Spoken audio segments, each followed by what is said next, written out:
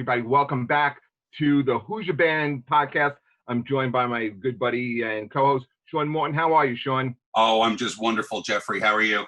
I'm great, man. And you know what I'm great about? I feel great about that we are joined by one of our special guests today. You've seen this guy on MTV, True TV, host of the J Train and Freid at Noon podcast. Jared Freid, everybody. Thank you for having me. Great to be here. How are you guys? We're doing good. How about you? I'm okay. Just enjoying a nice quarantine. You really you're really sporting that Freddie Mercury look these days. Yeah, I went with the mustache.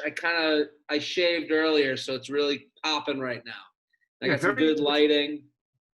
Very 80s gay look. He could actually play Freddie Mercury if you really look at it. Like you really could. I wish I could. I don't have the body for it, but I appreciate it. I think he's, it's a fine look. I kind of was like, why not? If not now, when do I grow my mustache? That's exactly right. This is the time to take some shots and chances, with your appearance. Couple of questions. We don't have you for a very long time, so I want to get started. Great comedian. I've seen Jared. He's great. Thanks, Where man. did you get your start? Where did you get your start in comedy? I started in New York. I started in the city. So you're originally from Boston, though, right? I'm from outside of Boston, and I went to Penn State. But then after school, I came to New York, and that's why I asked you before we started. I asked about your shirt. And then after school, I came to New York to work, and I just started, writing funny emails to friends, and that became more of occupied more of my time than my actual job at the time. So I was pursuing that, and started taking classes and started doing open mics, and now 10 years later, sitting here in a quarantine with you on a Zoom, so that's how the normal progression is. What was the job that you had? I sold life insurance and annuities, so I was running around cold calling. Yeah. So cold calling and meeting with people, trying to figure. And it, at the time, it was it's funny because it's reminiscent of now. It was financial collapse, 2007, the summer 2007.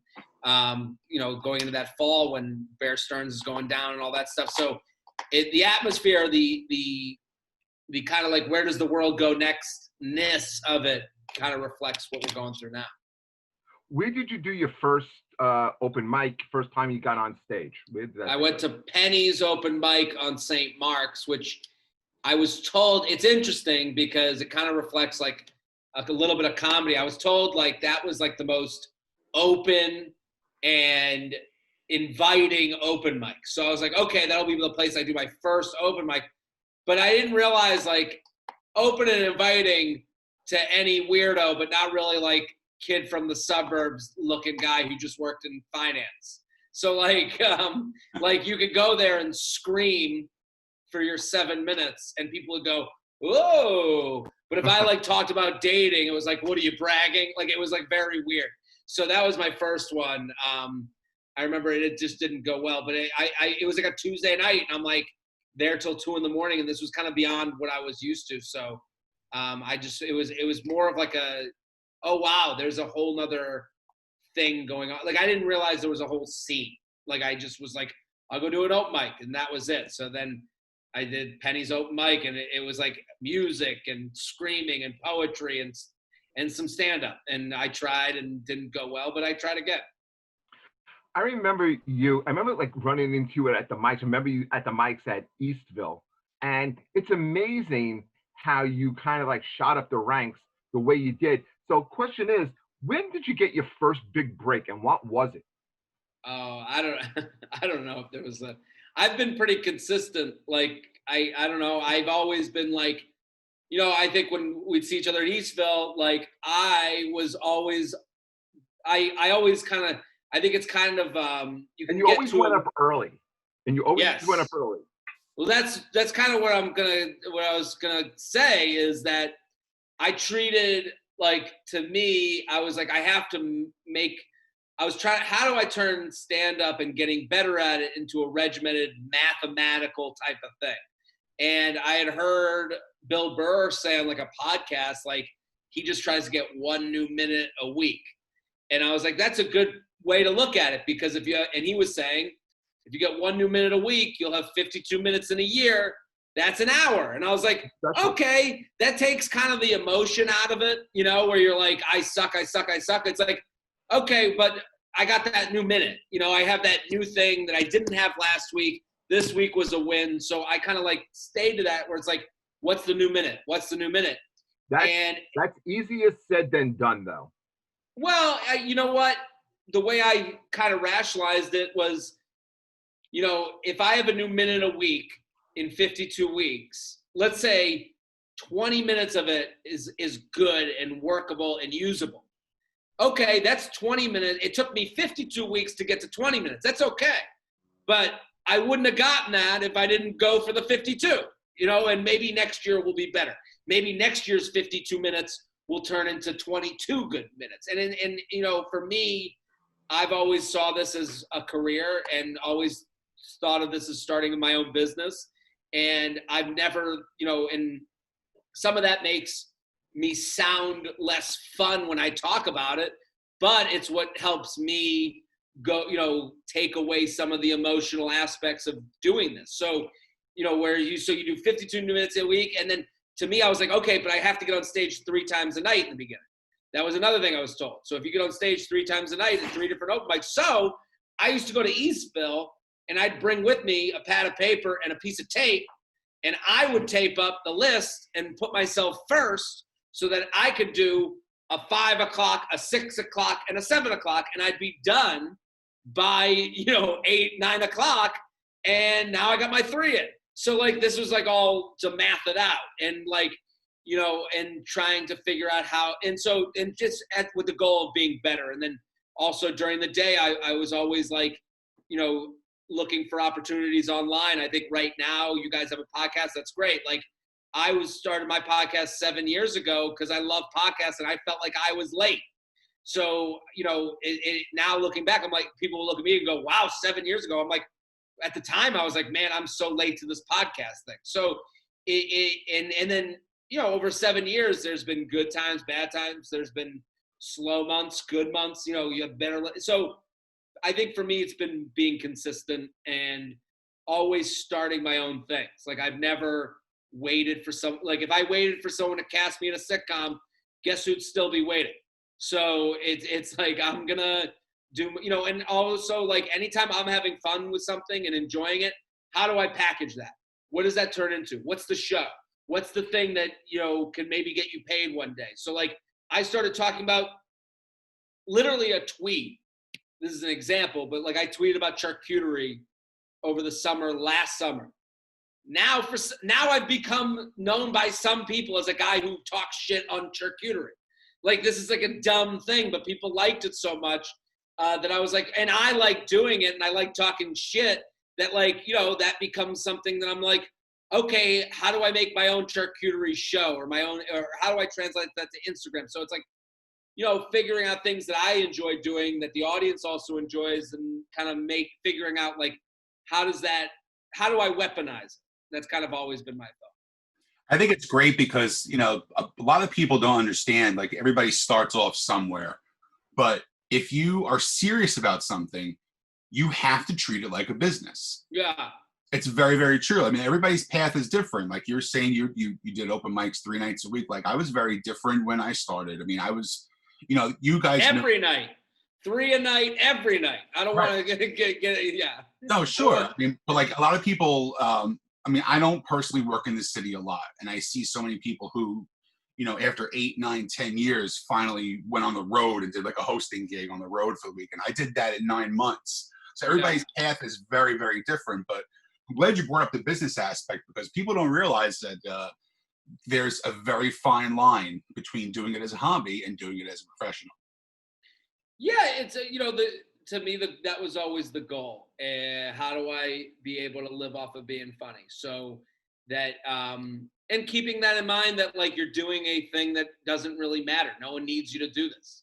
No one needs you to go on stage. No one needs you to start a podcast. No one needs you to tweet. So having those things in your head and being realistic. Like, you know, a big break, like I did some, you know, I don't really know. Like, I think a big break has been, I don't know, like figuring out that getting maybe on MTV, because that kind I remember when you got what was it, Philosophy or something? Remember that?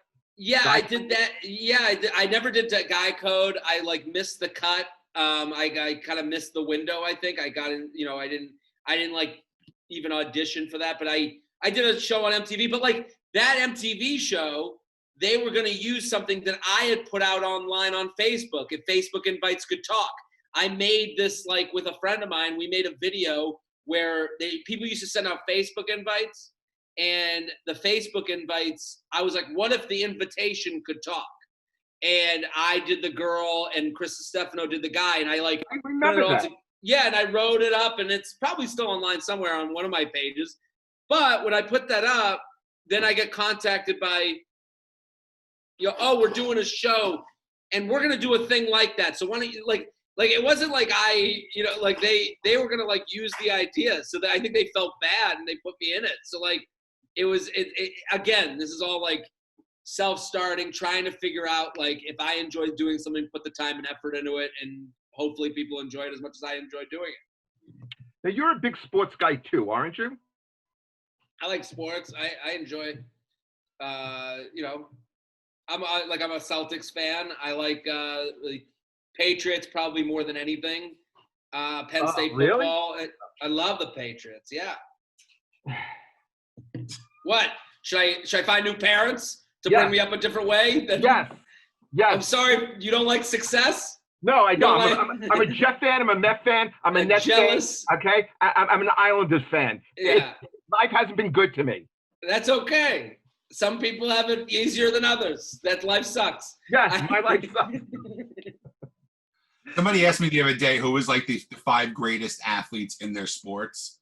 And so I go, obviously I go Michael Jordan, I go Babe Ruth, I went Wayne Gretzky, and nobody gives a shit about soccer, so we skipped over that one. And I said Tom Brady, and they looked at me like, you're a Giants fan. I go, it doesn't make a difference if I'm a Giants fan or not. The guy's fucking phenomenal. You know what I mean? He really is. It's tough to rate a football like athlete just because it's so specialized. Like, I'm a huge Brady fan. It's going to be weird for me to see him in Tampa Bay, but it's kind of like, it feels like my dad got a divorce and he's trying to act young. Like, it kind of feels like that, where it's like, I love my dad, but I'm kind of like keeping my distance from my dad, that type of thing. Yeah. Like he's wearing like sneakers with jeans and the shirts with the pastels under the cuffs. Like, I feel like that's what Brady is in his life.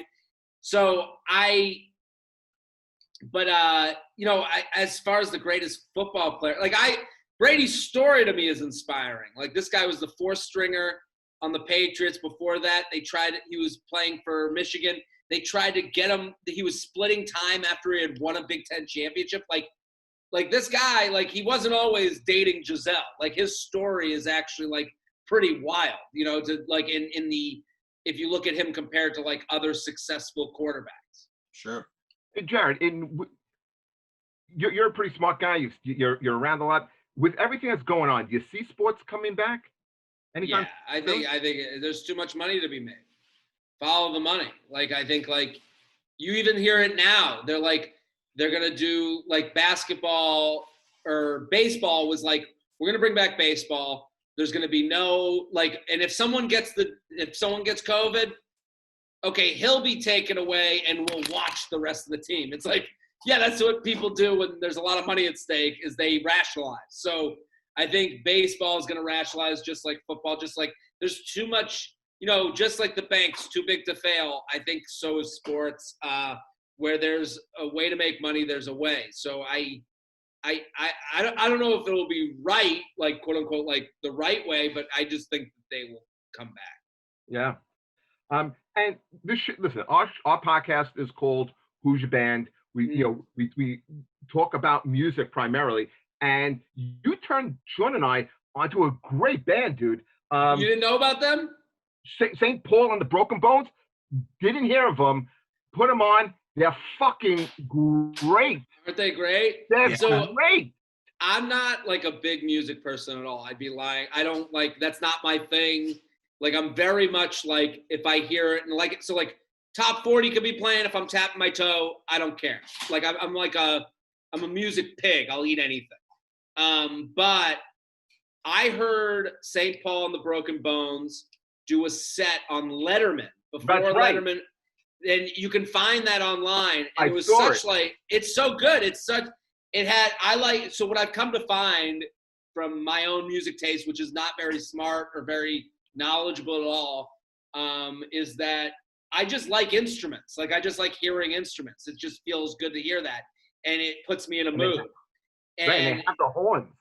They got the horns. They got, you know, this guy who doesn't look like a front man, and he's got the weird glasses. And they had that "Call Me" song, and I listened to that, and I kind of just went and like searched them out from, you know, from iTunes or from Apple Music, and so now I listen to them.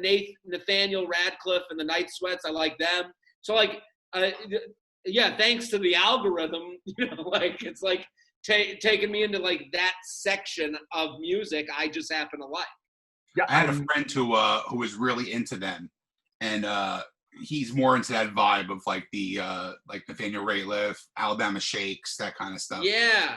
And he sent it to me about, I don't know, maybe 3 weeks ago, and I'm like, I heard the name, I never heard of him, and then like it was on my like I have like a little cheat notes of like when my friends tell me what to listen to and stuff, and it's on there. And then I got the email saying this is your band. I'm like, you know, I gotta check this out. And I mean, 4 hours today. That's all I listened to all day. They're great. They're so good. So good. It puts me in a mood, you know, like, and I sometimes, you know, there's different music for different moods. Sure. For this one, it's just like, I don't know, the horns, maybe the horn, I don't know what it is. It's the horns. It's the guy's voice. He sounds like Otis Redding meets CeeLo Green. Yeah, you're absolutely right. Yeah, he and I've tried to go see them. They were in New York, and I got tickets, and I ended up having to miss it because I had shows come up.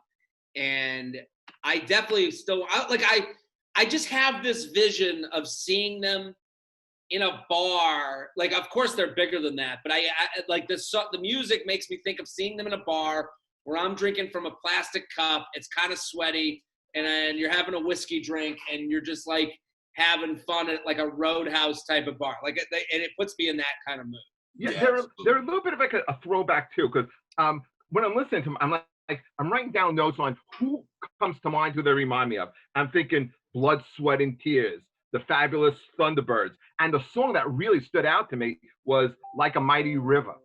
Yeah, that's a great song. And see, that's the thing. Like I'm such like, you guys are passionate, and that's great. I'm such a music like nothing. like my girlfriend is the biggest music fan. She loves Fish, the Grateful Dead.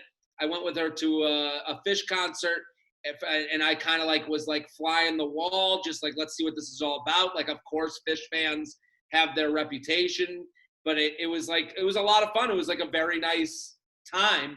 And it's like I would like, it's interesting when I see like fans. You don't want to like, I don't want to like, you know, I don't want to appropriate someone else's fandom, you know, like because like I'm just like, the way I came across this band, it is one of those things that like I could be like, yeah, you know, I love the instrumentals, but like I just like how it sounds, you know, it puts me in a good mood. Hey, what's your favorite song by St. Paul and the Broken Bones? What's the one I like? This is again like it's the way I consume music. When I hear fans, I'm always like, man, I wish I like even thought to remember. Like I like the newer. I like that one, the Call Me song. I think that's the big hit, right? That's their first big hit. That's their first big hit. But I there was another song that How about Flow With? What about Flow With It? I like that. I'm trying to see. Young Sick Camilla is their new album. And I like, is it Hurricanes or Mr. Invisible? Mr. Invisible. I think that's the one. Now, they've only had 3 albums out, correct? Yes, only 3. Hmm. I kind of see them, well, not this year, obviously, but doing like the whole festival scene. I see that. They were touring big time, and I was like really wanted to see them, and just to see what a concert with them was like, you know. My friend saw them in New York, I think at the Bowery Electric, like a really. That's where I had tickets to. That's a great venue. And he said it was just like ridiculously off the hook. And this guy goes to like huge Dave Matthews festivals and, you know, every huge band like that, you know, again, the Fish concerts and stuff like that. And he said it was one of the best shows he's seen in a very long time. Yeah, man. That's like nice. You know, it's funny. It's like when you become a fan of anything, you just want to hear good things back. Like you want to hear that they're cool. You want to hear that the concert was well done. You know, like, you know, you want to hear that their shows were good. It's like nice to hear that. Oh, I agree. The funny part was I texted a bunch of friends today and said, have you heard of this band? And a couple were like, yeah, I've heard the name, blah, blah, blah. And I sent them the video for Call Me. And one replied back and said, great song, couldn't look at it. The guy reminded me too much of Ricky from Better Off Dead. Ricky who? Ricky from Better Off Dead, the movie. It's so funny how like that stuff like takes over for people. Like some people are just like, I don't like the look of it. Goodbye. You know, like it's like over for them. I thought it was really, really funny when I heard that though, because the guy truly does. If you really look at it side by side, the guy looks just like him. Well, now I gotta look. Oh yeah, it's great. We are joined by radio host, comedian, actor, author, Goumba Johnny Solano. Hey, John. How are you? What's up, Jeffrey? Good to see you. Hey, do you know Sean Morton and Jared Freid?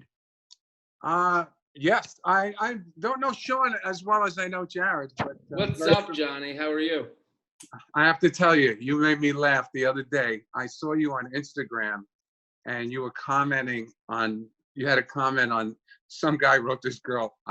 I'm dying to taste you. Oh my God! It was so. Yeah. Someone right into the podcast. I'm dying to taste you, and it was the grossest thing. It was so off-putting. Yeah, it's like they weren't even talking to you, and you were offended. That's what I. Yeah, it was because it was like they're dirty talking. Yeah. I know, and then after I read that, I skipped lunch. So I want to thank you for that. I got you, buddy. Yeah. All right. Good to see everybody. Jared, thank you very much, man. Thank you so much, Jared. Thank you. Have fun. Yeah. Johnny. Yeah. How are you doing, my friend? I'm doing great. Hey, a lot of questions, so let's just get into it right away. One thing, okay, so radio host, comedian, actor, author, but I don't think people know this about you, John. You had a chance to play pro football, yes? Yeah, when I got out of college, I signed a free agent contract with the Jets, and then the next year I signed a contract with the Giants. Where'd you play in college? I went to a very small teachers college in upstate New York called Brockport State University. Sure. And did you you wanted to be a teacher? Yeah, you know, oddly enough, this is even stranger than my football pursuits. I ended up getting a degree in science. I didn't know that about you. Yeah, which is not talked about a lot. It's not. I'm Goumba Johnny. I'm not the scientist, Johnny. So. You're the low-key, most fascinating guy in comedy entertainment. What position did you play in football? Well, I went to college, and I was a defensive tackle in college, and then I. Wow. Oddly enough, when I was a junior in college, my coach told me we didn't have a big college. I mean, I was Division III. We only had 500 people come to our games. So I was going into my senior year, and my coach said, you know, somebody from the Seahawks called us up yesterday, and they wanted to know about you. They wanted to know what you weighed and so on and so forth. And, you know, and I'm like, why would they call here? You know what I mean? And he started laughing. So he goes, no, I think you might have a chance to sign on with a team. You're going to have to gain some weight. So I think at the time I was like 245, and I gained an additional 20 pounds. I played the next year like at 260, 265. I guess And, back then that was what a defensive tackle probably would have weighed, right? well, when I got to the Jets, they switched me to offensive guard. So I had to switch. Not only was I the first person to sign a professional contract, so I'm told, out of that college, I got switched positions, and I got switched to offense, and it was very interesting because I was coaching the Jets. Walt Michaels. I was rookies with Marty Lyons. Right, yeah. I was rookie with Marty Lyons and Mark Gastineau. My locker was in between this, which was pretty funny because everybody knew who they were, and they're like, "Who's the guy in the middle?" But it was funny. It was interesting. It was good. I mean, it was. I came from I played such a small brand of football, and I switched positions, so the speed of the game was a little bit too much for me at the time. And then the next year I signed with the Giants, and I got hurt. We were playing the Patriots in the Yale Bowl in the exhibition season, and I had a neck injury, and that was it. And what did you make the get into first? Was it radio or stand up? I managed a comedy club in the '80s in Westchester, and I had to get up on stage one time because people didn't show up. So, like, in other words, when I managed the club, that was like at the height of the comedy hysteria. We had everybody out there. We were just a local club in Yonkers, but we had anybody who's anybody today, literally played at our place. And one day somebody didn't show up, and I started to host. And then I realized if I host, because I was managing the club, I could take that additional money and get better headliners whenever I chose to host. So I did that, and then for a while, and then I stopped. I got into the nightclub business for 8 years. Then I accidentally got into the radio business. And then once I got into the radio business, I decided to, diversify and do some stand-up comedy. And where were you from? Were you from that Westchester area? Born and raised in the Bronx, and then we moved to Yonkers. Oh, okay. So they call that bro-yo when you're Bronx Yonkers. Gotcha. And you're up on stage, you're watching all these great comedians. Who were some of your influences? Number one, John Mulrooney. Oh, still around. It's amazing. John Mulrooney. He gets so mad at me when I tell this story because I can't tell you how much I enjoy his sense of humor. And I watched him on stage, and I saw a little bit of myself in him. And I said to myself, I think I could do it. I have some common ground with this guy. You know what I mean? He just inspired me. And years later, I told him, I said, John, I saw you up on stage once. And I said, well, if he could do it, I can do it. He goes, what kind of compliment is that? And we both started laughing, but I don't know if you're familiar with his work. Oh yeah, he's amazing. I worked with him once or twice, and yeah, I know you. Yeah. He's just he could be one of the wittiest person ever to take the stage. I mean, his crowd work, his improv, his ad-libbing is just amazing. Yeah, he's one of those guys when you work with him and you think you have a good set and you're on cloud nine, then you're in the back of the room and you're having a drink and you try to enjoy it, and then he goes up and 3 minutes in you start questioning why the hell you ever started doing stand-up ever in the first place. Yeah. It's funny you said that, Sean, because I had that experience with Pat Cooper. I opened up for Pat Cooper for a while. And the first time that I opened up for Pat Cooper was in a theater in Randolph, New Jersey. It was about 1,000 people. And he goes, he comes up and he goes, look at you, you friggin' moron. He goes, do you have 20 minutes? I said, well, yeah, no, I got 20 minutes. He goes, can you do 30? I said, yeah, I can do 30. He goes, well, then do 25. Right? So I said, okay. I said, I'll do 25. He goes, and don't fuck it up. So the place is packed. I go out there. My mother's in the crowd. I mean, so as the comedy gods would have it, I probably had one of the top 5 sets of my life. I did 30 minutes, and it was just, I don't know, whatever was in the air, I just couldn't do anything wrong. I was so proud of myself. I went to the back of the audience, right behind all the 1,000 people, and I wanted to watch Pat Cooper. And I introduced him, and he comes out there, and he made my set look like an open mic set. and he just he did an hour, and he destroyed, I mean, beyond. And I just went, and I remember driving home going, I got a long way to go. I got a long way to go. You know what I mean? And it was so humbling, you know what I mean? To see somebody so professional, you know, to let me know how much further away I am from being that pro. And I'm a huge fan of Pat Cooper, and when I watch, you know, and listen to, like, I even have a lot of his records too. And Yeah. when you listen to it and you watch it, you realize how many people really are influenced by him. Oh yeah, As far as the local Italian comics and things like that, you really see, yeah, it's amazing. Sean, he's the godfather of Italian comedy. Oh, absolutely. Yeah, I mean, it's just no doubt about it. I mean, there's a lot of people today who don't know who he is, Yeah. you know, and don't know anything about him. You know, without Pat Cooper, there's no Sebastian.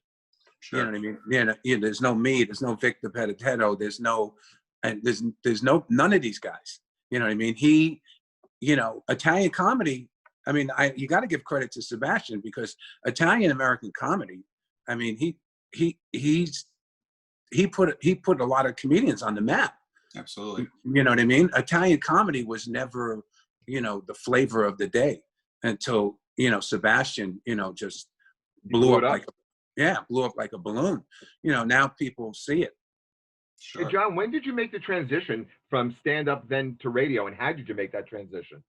It was around 90. It was 96, and a buddy of mine from LA was auditioning for KTU in New York, and he asked me if I wanted to go on the air with him and help him, and I didn't want to do it.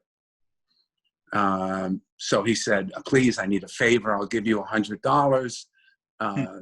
You know, it's for a week. I'll give you $100 a day. And I'm like, I said, I'll give you 200, and I'll get somebody else. How's that? I said, I'm not waking up at, 4 o'clock in the morning to go over and do that. I don't want to do it, because I wasn't looking to get in the radio. So I did it after a week. He was a good friend, so I did it. I wouldn't take any money from him, nothing like that.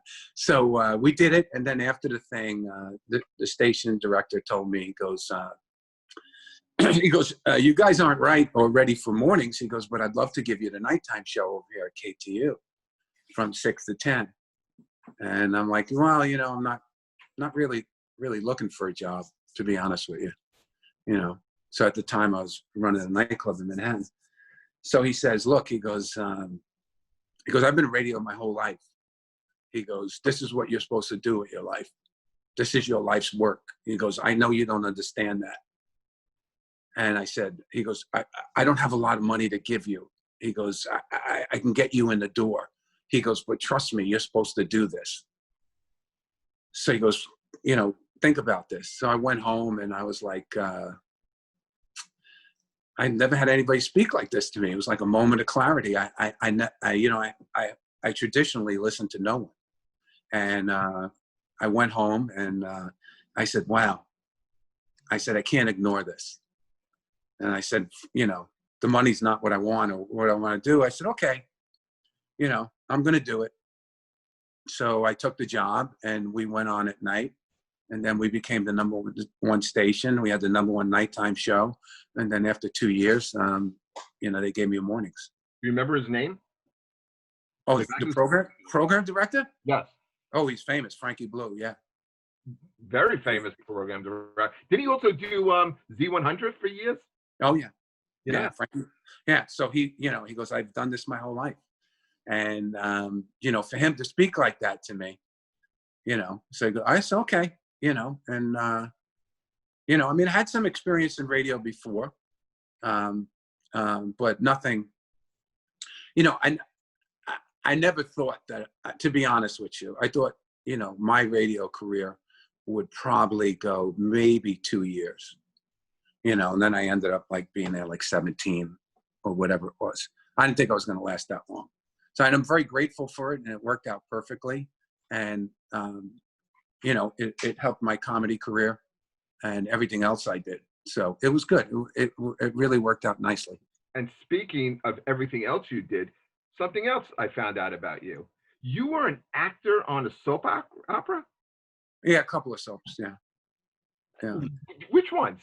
I think I know. One Life to Live, and I think Days of Our Lives, and something else. A couple of times I played myself. And you're acting a lot now. Didn't you just finish? Well, I'm doing more. I have to say, you know yourself, Jeffrey. I've been very blessed with my radio career. That literally fell in my lap. My comedy career I love and I worked on, and I've been fortunate with that. Acting for me has been like walking in 8 feet of mud.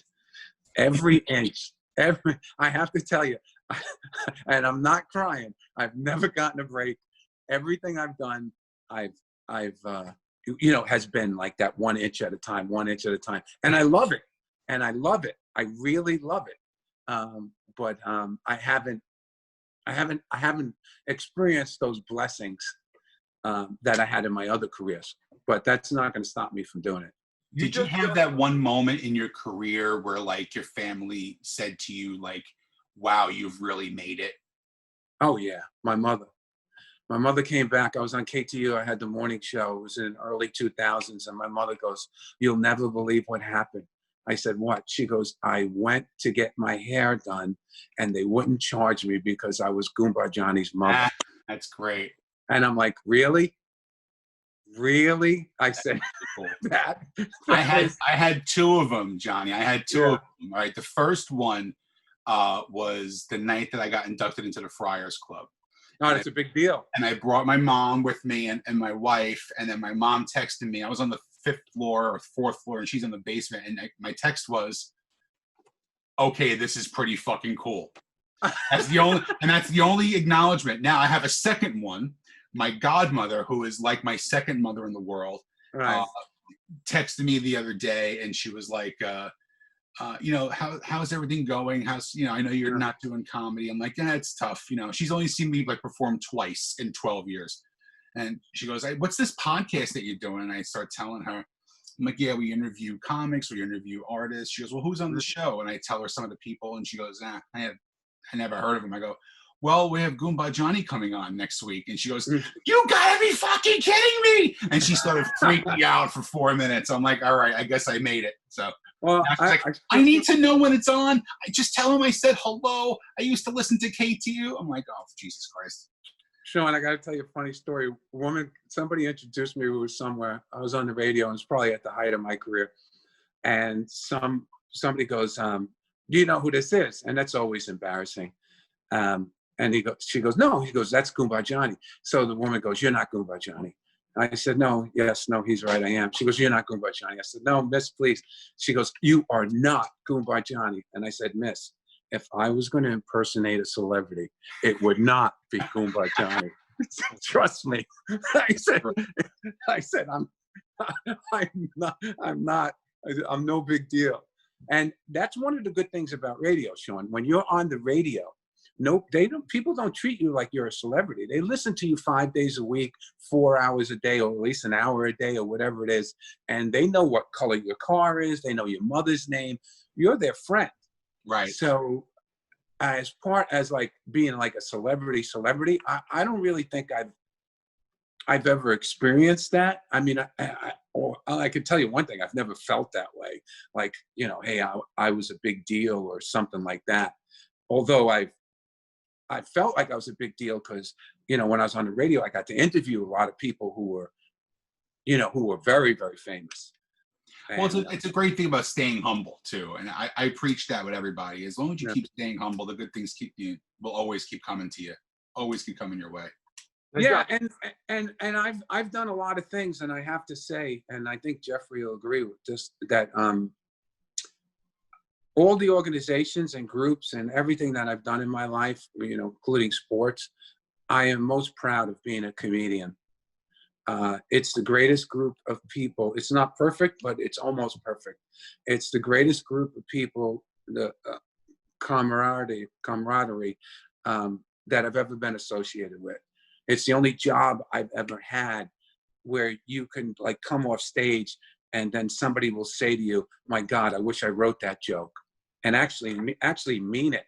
Like, like in other words, that was fantastic, and it's just men and women. It's just it's a great group of people. The I agree. comedians, You got to yeah, very, remember too, like we're all a little touched if we do comedy. We're all not right in some way. So if yes, you take like 10 people who are just not right in some way and you put them all together, we kind of understand each other. And we yeah, kind of understand why we do this, how we get into the mindset of doing this, what we yeah. go through when we're not doing well. We all understand that. So yeah, we definitely gravitate towards each other. I tend to agree with that. Yeah, I love comedians, and when there's like a half a dozen comedians around, kicking around punchlines, there's nothing better than that. Just shooting the crap and just telling story after story. It's great. Comedians are fantastic. they are. I want to steer this a little bit more towards the music side because that's what we do on this show. We talk music, and when I was going back and forth with you, it was really hard to trying to pigeonhole you into who your favorite band was. So we kind of generalized with genres of music, and you're a big freestyle guy and a classic rock guy. Very, Yeah, very different. yeah, very different. I mean, the freestyle I was totally reinforced by KTU. It's still big today. These are songs that were wrote and sung and performed in the 80s that people still make living off of. Judy Torres travels all around the country. Yeah, but to sold out shows and Yeah. singing the same songs that are 30 years old. Yeah. I mean, that says something about that type of music. I mean, there are freestyle freaks, and there are freestyle shows all around the country now, and they sell out, and the people love it. They love Judy Torres, they love TKA, they love George Lamond, Coro, Cynthia, Johnny O, Fantasia. I can go on, Naomi. I can go on and on. These people are all still working on their efforts from the 80s. They package them in these collaborative shows where they'll have like 8 artists. They come on, do like 2 or 3 songs, and they keep the show moving. Like when I think about the freestyle, I go back. I can think of groups like Expose and Noel. And Yes. would you say it goes even further back to someone like Africa Bambaataa and the Soul Sonic Force? Well, yeah. I mean, yes, definitely. Their influences and their contributions are definitely part of that genre. I think you're right on that, and your music by saying that. But I'm amazed, and I think everybody who because when I was at KTU, we would have these freestyle concerts, and these kids would come who are like young, and I'm like, "You like this music?" And they're going, "That's all I heard in my house growing up. This is what my mother played. I love this music." And I started to laugh because that's what happens. Your mom plays the music, you grow up with it, and it's in the house and you hear it. And like you get these kids who weren't even around during freestyle, who love freestyle. John, I'm going to tell you something that Sean doesn't even know. Okay, when I was in college, I put myself through by owning a small record store. What I used to do on the weekends, on Friday, Saturday, Sunday afternoons, me and my friend Matt LeBeau were the house DJ over at the Fort Hamilton's Officers Club in Brooklyn. Right. You know that place is still around. I'm not familiar with it, but I assume it's something to do. Sounds like it's something to do with the Army. It is, but they would have, but as if you had a family member, they would have functions as we have weddings, sweet 16, Right. all type of stuff. And I would MC. My friend Matt would spin the record. We both select the music, and even though I was a rocker, I had to know my disco and freestyle music back then. And this was like around the right around that time, about the mid '80s. Yeah. Yeah, it's really interesting. But you know, all that being said, when I work out and when I run, I listen to classic rock. Who do you listen to? Who are your bands there? I used to really be into Aerosmith, but I don't. I would hate to say that I'm just like, I'm at the time where I'm giving it a break. But I love Peter Frampton. Oh, It was the first concert I ever went to at Madison Square Garden. I like Van Halen, old Van Halen with David Lee Roth. I like the Stones. You know, stuff like that. You know, I have pretty, for someone that worked at a radio station, and you know, we were the #1 dance station in the country. I didn't just listen to that. You know what I mean? I kind of, it's kind of weird because, you know, I would go to KTU and I would hear the dance music all day long, and I would go home in the car and I would listen to rock. Sure. You know what I mean? I don't know. You know. I always say I was brought up on country on one end and rock and metal on the other.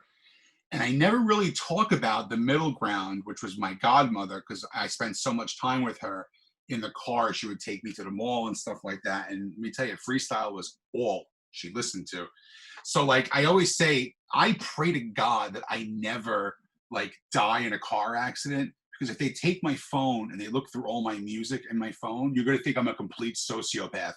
Because I go from Metallica and Slayer to Stevie B and Lanier and George Lamond in my phone. Right. It's right. It's ridiculous. But I was probably, you know, 11, 12, 13 when all these songs were coming out. And I can remember how gigantic they were. I mean, I looked at my phone. I have 164 freestyle songs on my phone. Yeah, no, and no one would ever look at me and ever think that I would be listening to this stuff, you know? Well, you're not alone. I got Jimi Hendrix and I have the Spice Girls in the same on the same phone. Johnny, I would never admit that ever again. I know. Well, I used to, you know, we worked with the Spice Girls. You know, I've interviewed them several times. You know, we used to play all their music. So there was a lot. It's a great. I like in the freestyle era to kind of like the '80s hair metal era, because they do put out a lot of package tours, and there's 1,500 people every single time. Freestyle, you know, people ask me often. I get asked, when do you think freestyle will die? And I'm like, really? I said, you can't answer that question. I said, this is '80s, '90s, the zeros. Now we're into the 20s, and it's still going. I said, these artists are still alive. These artists are like in their 50s. Sure. And they're performing the same songs, and people are giving them the same love, the same response, and it's just, it's a beautiful thing. It's like this weird mystery, like, you know. And then you say to yourself, well, if it's successful over 30 years, how come they just don't come up with more freestyle songs? You know what I mean? It's different because, you know, the music does evolve and it does change. Right. I had heard last week, and it was, you ever have one of those moments of clarity where it's like you hear something and then everything just falls into place. So I was doing a podcast and someone said to me, the music that you still listen to today is the stuff that you loved when you were 13. And I went, and I had to look back, and I'm saying to myself, oh my God, this is the most perfect thing. Because it's still, for me, it's Guns N' Roses, it's Motley Crue, and then it's this stuff. And then it's the country that was out in the 80s. And that's all the stuff that I listened to from that time period.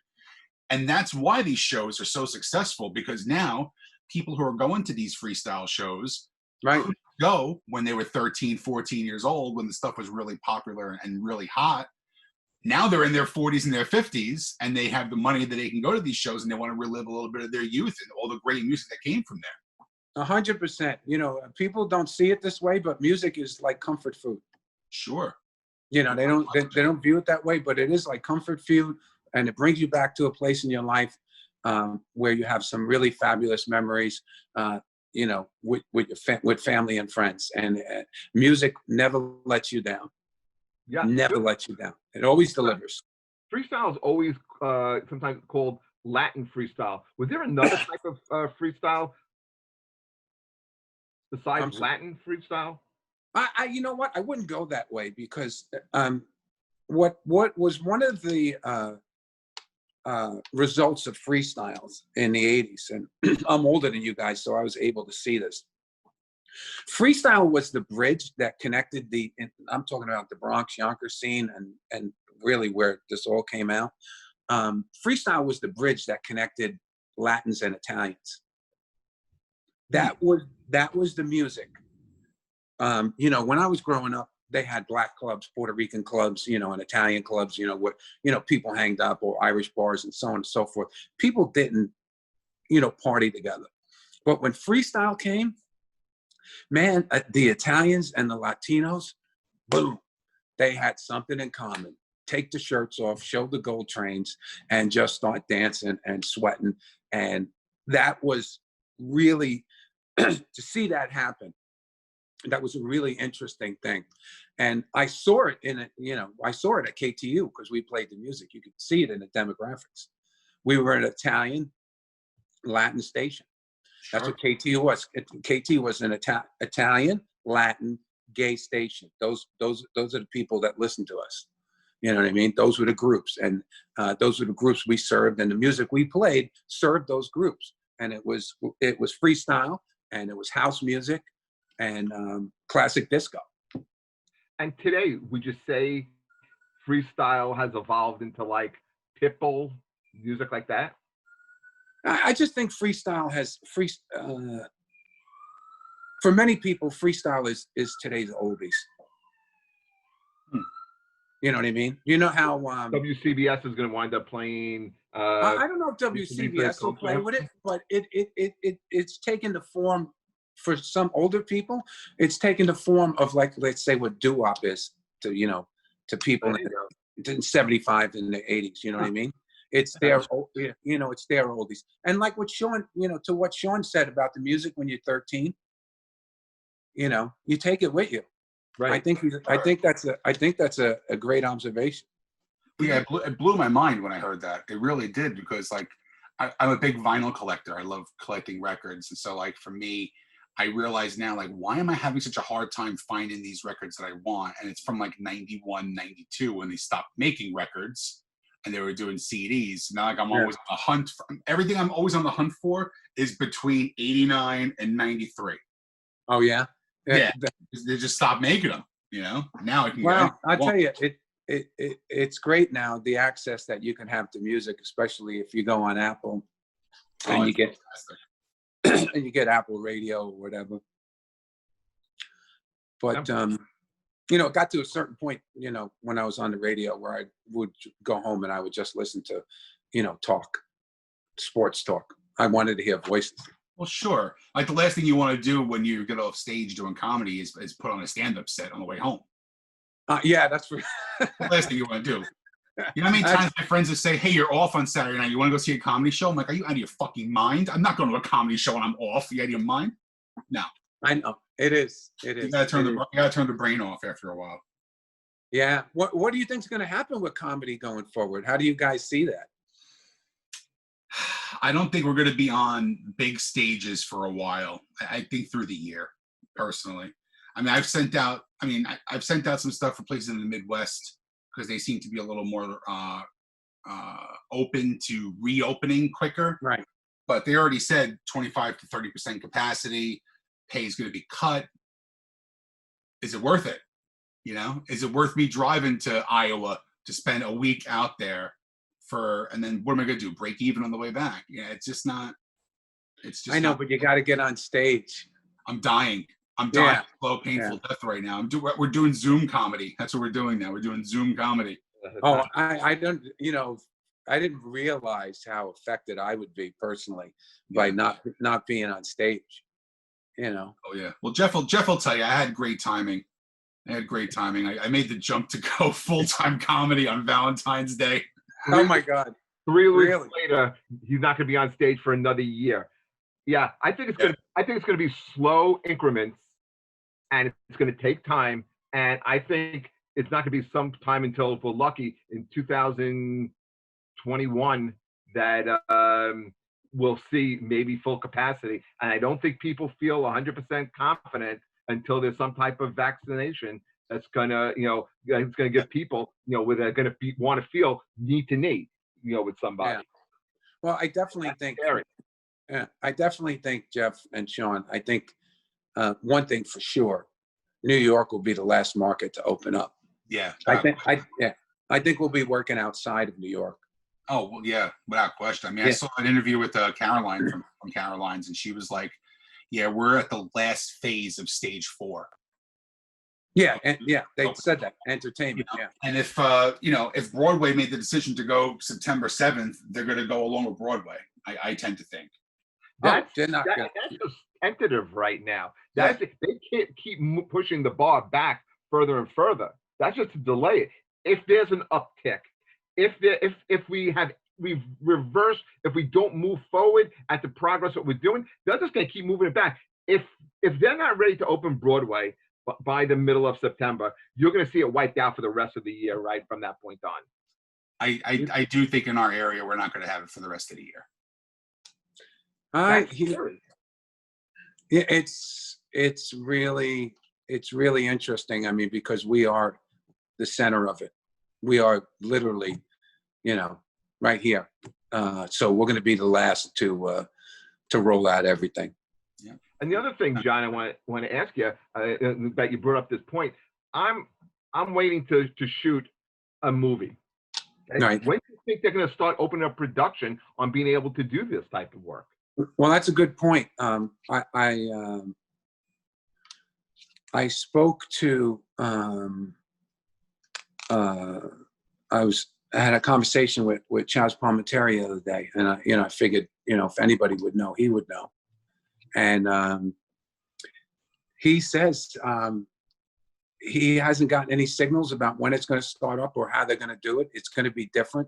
It might be different where they shoot it in more isolated areas. Crowd scenes. How do you do something like that? I don't know if they're going to be able to do that, or they're going to have to computer generate crowds, and they're going to use less. Right? They're going to use. I mean, look at the movie Gladiator. That Coliseum scene. That was all computer generated. You know what I mean? They only had like maybe the first 5 rows filled up with people. I mean, they have the means to do it. Then, a street scene, a restaurant scene. What is it? Every day, these characters in movies, and now it's going to be, no one's in the restaurant anymore. It's just going to be the dialogue between the two principals. I don't know. Maybe they'll have more movies that are like. You remember The Breakfast Club? Yeah, sure. All right. It was shot in the library. That's it. It was the library. Maybe. Wonderful. Yeah. Wonderful. No, but you know what I'm saying. I mean, maybe the shows. You'll have more dialogue. You'll have more dialogue-driven movies than. Well, that's one thing that that Chaz told me. He said that he goes, these big productions on Broadway might not be back. It might be more one-man shows like his show. But if you're going to do that, you have the one-man show. What are you going to do as audience? Are you still going to pack the audience, or are you going to go 25% of the audience as well? Well, let me put it this way. If you can get up to, if you could do one-man shows and you have 50% of the audience, you definitely have reduced your cost more than 50.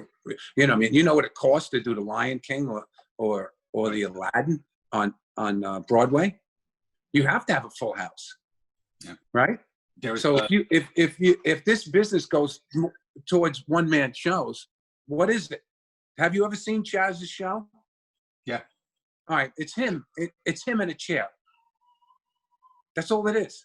It's him and a chair, and it's unbelievably entertaining. It's a work of art, and he comes up there. He has a chair and a microphone, and that's it. That's his show. and he does the show, and it's unbelievable. So it can be done.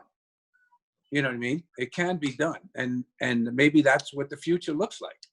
There was a club in I think it's maybe it's either Arkansas or Kansas that is selling tickets for the first show back. It's a music act, and the place holds 1,129 people at capacity. They're selling 229 tickets for the show, and they showed the seating chart. And think of it as like a smaller scale Beacon Theater. Okay, so it's 1,000 seats. What they're doing is they're doing 2 on the aisle, 5 empty seats, 2 on the 2 more, 5 empty seats, 4 more, 5 empty seats, and then they're skipping a row in between. And this is comedy? It's music. So think of it that way. That's what they're trying to push for, a music act. I could see you enjoying music that way. I don't know what the laughs would be like as a comedian.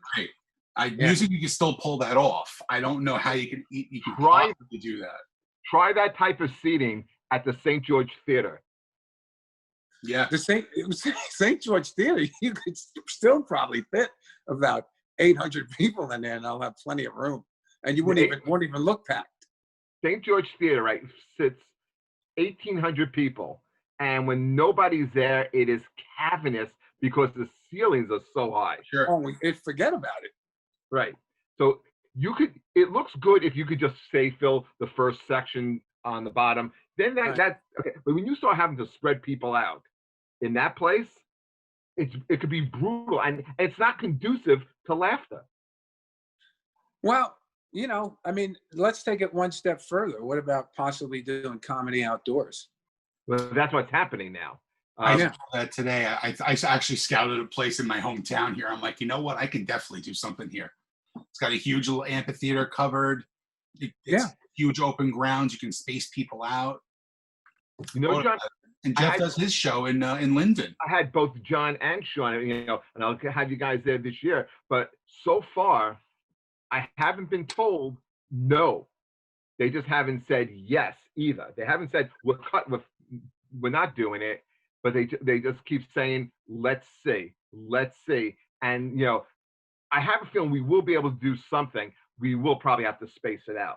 Yeah, I think the governor opening the beaches this week is going to be a big turning point for a lot of things like that. And Atlantic City is doing the at the AC Jokes. Those guys are doing a drive-in outdoor show this weekend. Right. I will tell you this: the casinos at a certain point will go forward. I don't think they're going to have a choice. After June 1st, they're already starting to take reservations now for after June 1st for hotels. Yeah, I mean, I know I have an August date at Foxwoods. Well, it's on August 29th. So Hope and pray. Who knows? You know what I mean? The only one thing is we don't know. And, the interesting part about this is, when do you let people out? What's the tipping point? What's the tipping point where keeping people in will totally destroy the economy? And then, keeping people at home will be saving lives. There's a tipping point. Sure. Where you're going to have to let people out, because people are going to either what's your option? Die from the virus or die from poverty? Right. You know what I mean? Georgia and Texas just announced that their numbers still are dropping after they reopened slightly. So, well, the good news is, Sean and Jeff, the good news is this: as quickly as this came, with the grace of God, maybe there will be some type of miracle out of nowhere, where they figure out how to control it, or how to suppress it, or how to treat it. And why I say that, and why I have hope, is because typically, a country has a problem, like United States, China, or England. This is a world problem. You have the whole world working on this right now. Right. And the whole world very rarely works on anything. So now that the whole world is working on this, I expect something to happen, because you very rarely see the world united on anything. Right. And they share information in the right way too. Yeah. For the betterment of everything. So we'll see what happens. But this is, very interesting dynamics. Yes, These are Yeah. crazy times. But John, we so appreciative of your time. Thank Oh, you no. so much for coming on and doing this, man. Thank you. How long you guys been doing this? This is You know what? episode what? We have 12? timing. We have great timing. We started this at the beginning of the year, right before Yeah. the pandemic started. Oh, that's fantastic. You Yeah, I guys, mean, in a weird way. Yeah, we have a beautiful studio, but we're stuck in our man caves right now. yeah. You got to see this when this is over. You'll come in. You got to see the studio where we normally shoot this out of. We do it at Be Terrific Studio in Secaucus, and sure can tell you, it is top of the line. It is so great, and we'd love to have you in sometime. Yeah, sure. And how funny is Jared? He's great. I love Oh Jared. my God, I really enjoy his comedy. I get to work with him a lot at Stand Up New York. Right. Very, very funny. Well, thank you for having me on. Of course. Thank you. I'm gonna eat dinner So am I. because Sean, this is I'll do my invitation to the pandemic. Go to bed, wake up, look at my wife, and ask her what's for dinner. Every 5 minutes, what's for dinner? On that note, we thank you so much, John. Thank you, man. Thank you. It was an honor to be on. Anytime. I hope to see you guys Thanks, soon. Absolutely. Take care, everybody. Bye.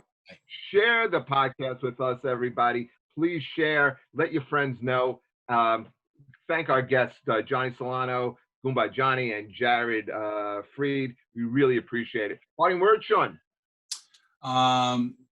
Just from George Carlin, don't sweat the petty stuff and don't pet the sweaty stuff. All right, buddy. I will talk to you soon. Until next Bye, week, everybody. everybody.